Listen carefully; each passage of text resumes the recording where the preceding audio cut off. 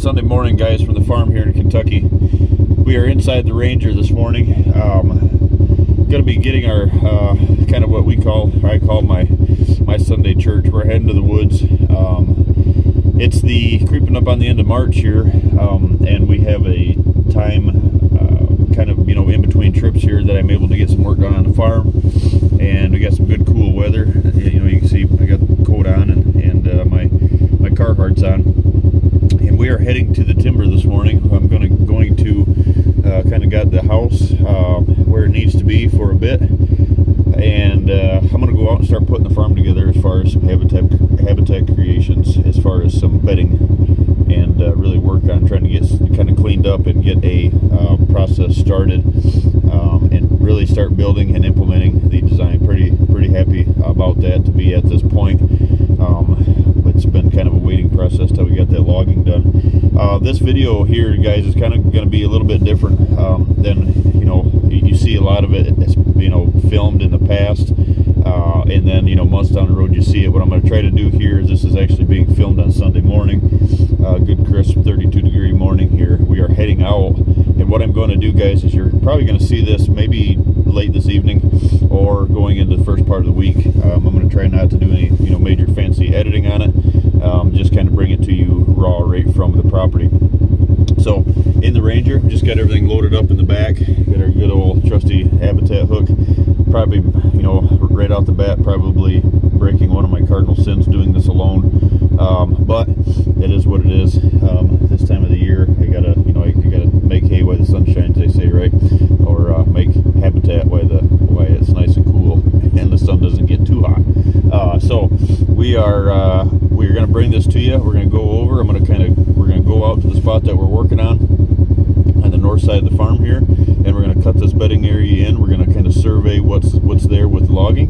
We're going to jump right where what's left after logging, and we're going to jump right into strategically putting that stuff on the ground, and we're going to go over some why it's there, and why are we setting it up that way. And then we're going to give you some looks of the cut before, and I'm going to give you some looks of the cut after, meaning some extraction, and this area is one of the areas that we're going to be doing some hinge cutting in, and really promoting that line of travel.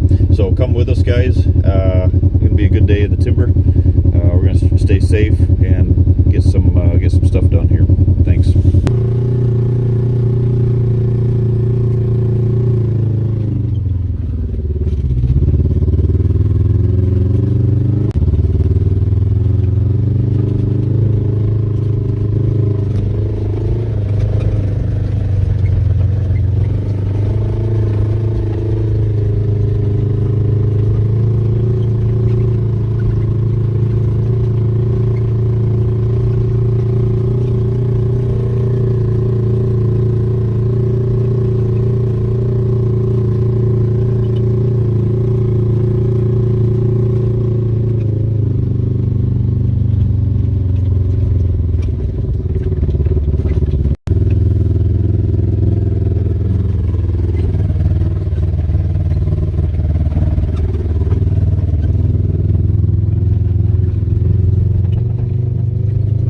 What we've got, guys, as you can see here behind me, we'll start talking timber here. What this video is about, we're going to this is what I asked the logger, make sure no debris was left in the fields. He did pretty good on most of it. There's a few trees, you can see one in the back there that kind of left out, so there's always going to be some cleanup, right? But it's good if you have a logger that will work with you, so you don't have a whole bunch of cleanup before you can start doing what we're going to do today. So what we're doing here, guys, is we're going to explain this to you here.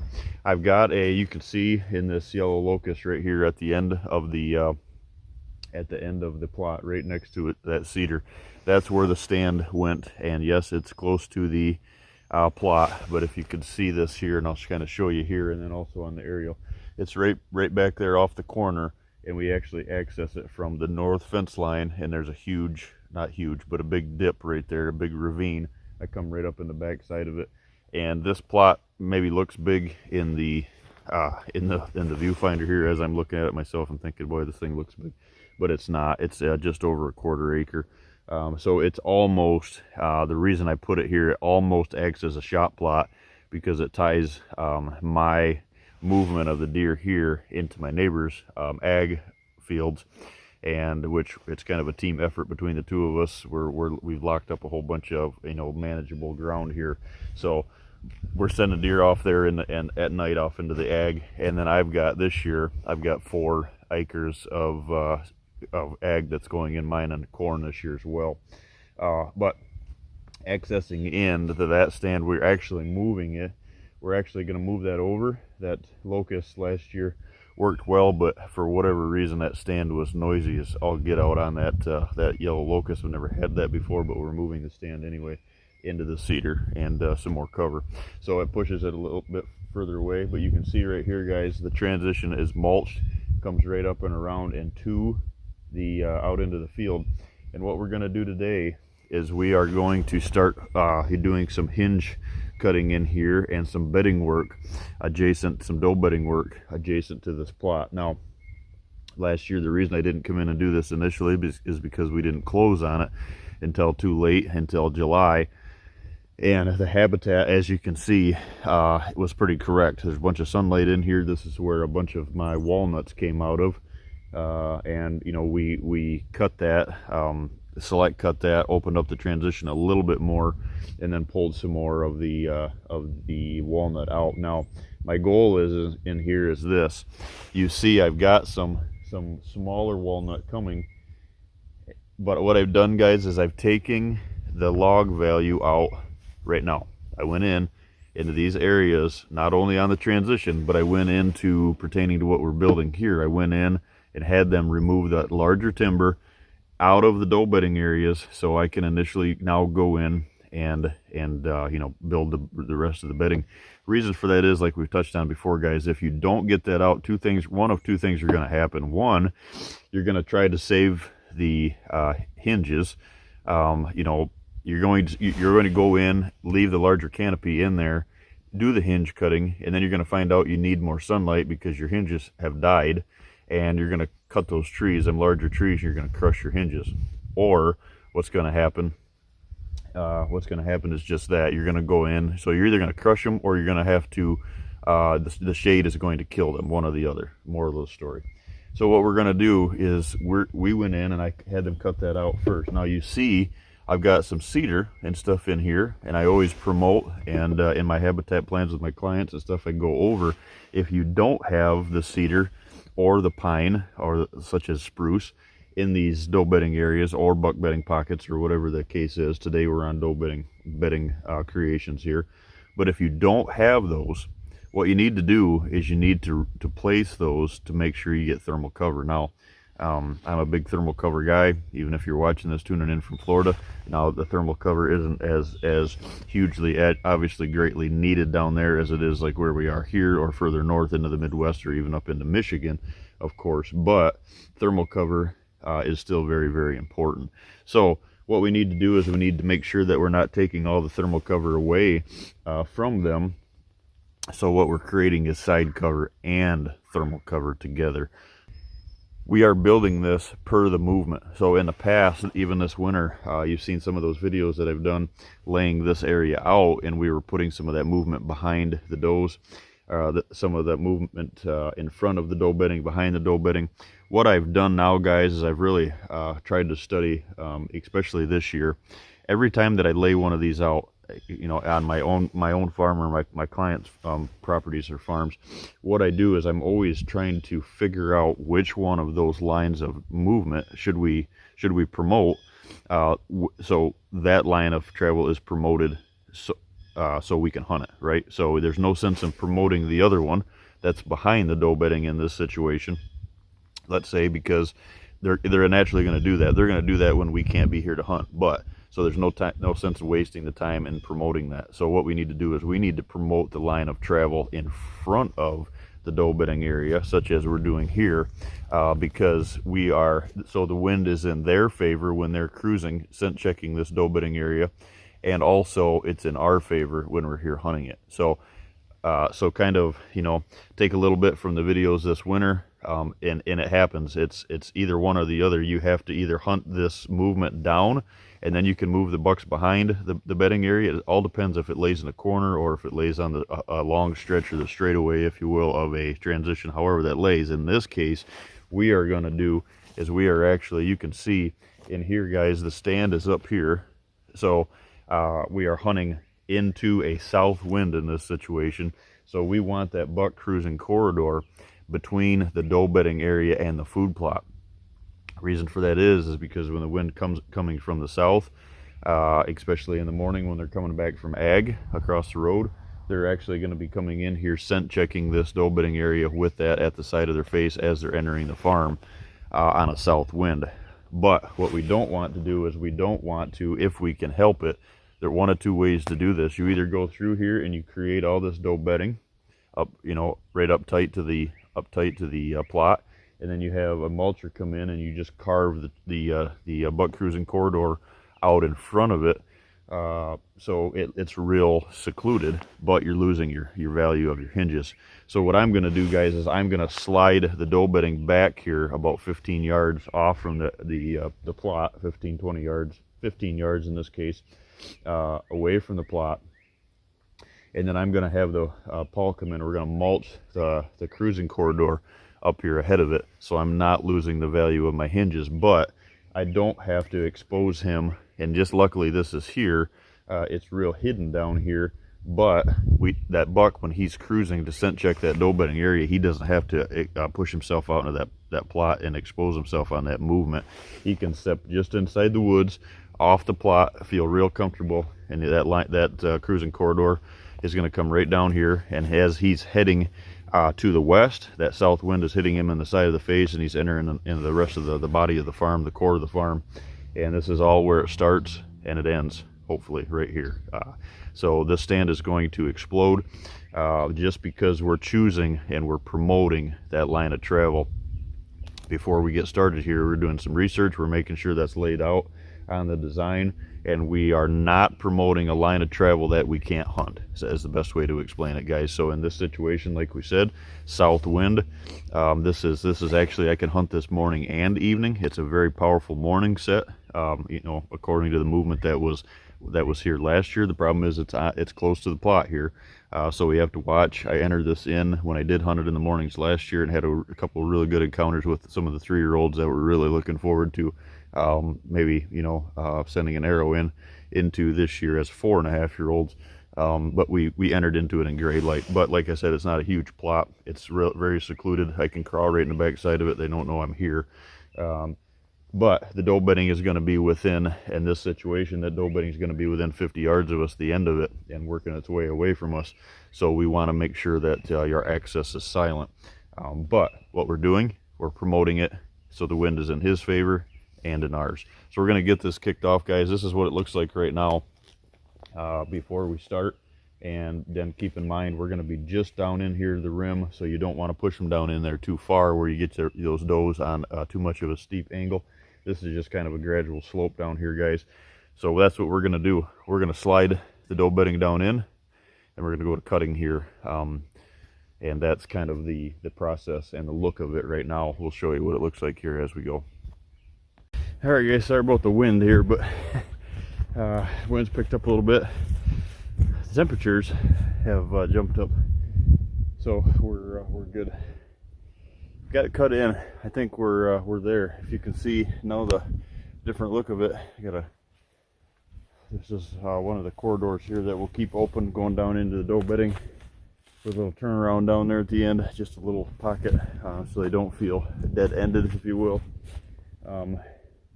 Walk you down in here real quick. I'll flip you around, and now you can see from before just the amount, and there's no leaf on. It's just starting to bud out down here in Kentucky, guys, and you can see now just the extra sunlight without leaf out. So you can imagine what it would be, you know, what it's going to be through the summer, kicking this off and getting this regenerated. And like I said, we got to mulch the cruising corridor. But I'm gonna flip you around, walk you kind of down in.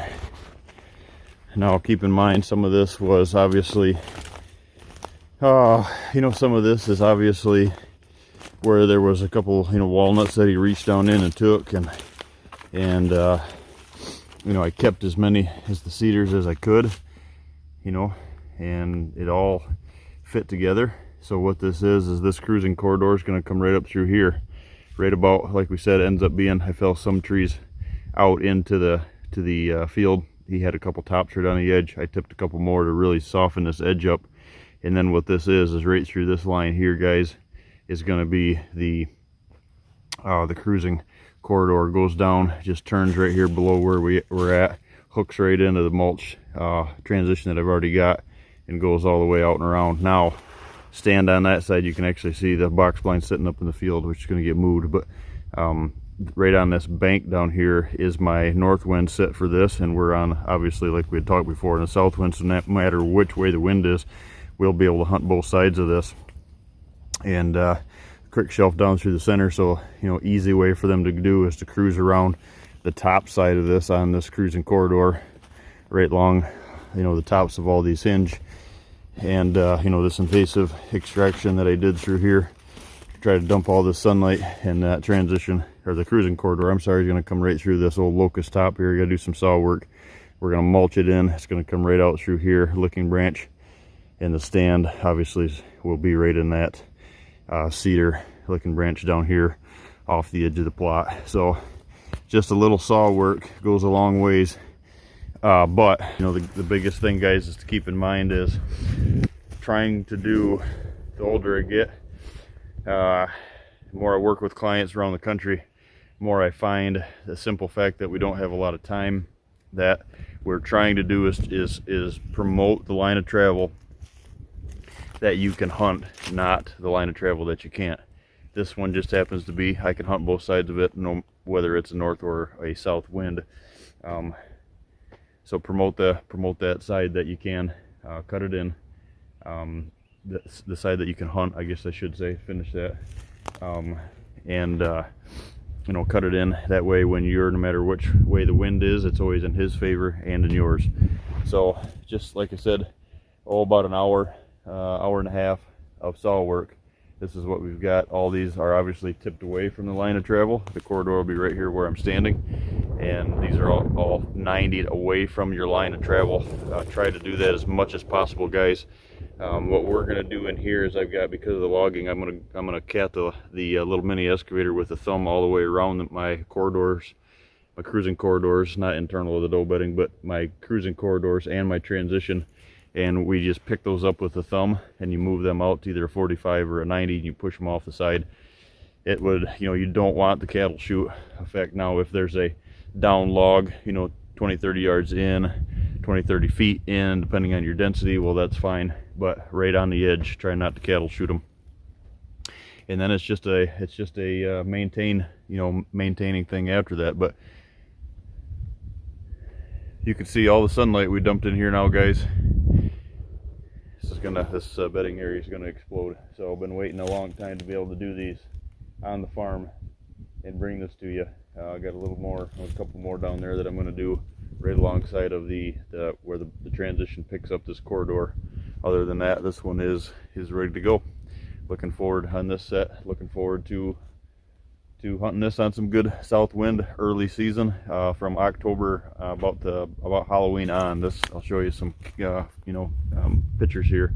From this on was on fire, and one of the reasons that we're doing this is setting the stage here for what I believe was a 3.5-year-old last year, buck that we call Brandon, and my boy named him Brandon, and hopefully he made it through. He broke his beam off, so we're setting the stage here because this was his hangout, and a lot of daylight pictures of him right here. So as this year, as a 4.5-year-old, I would imagine he's going to be close to a booner, and hopefully we find out whether he's 160, whether he's 180. I don't really care. He's 4.5 years old, so he is on the hit list this year.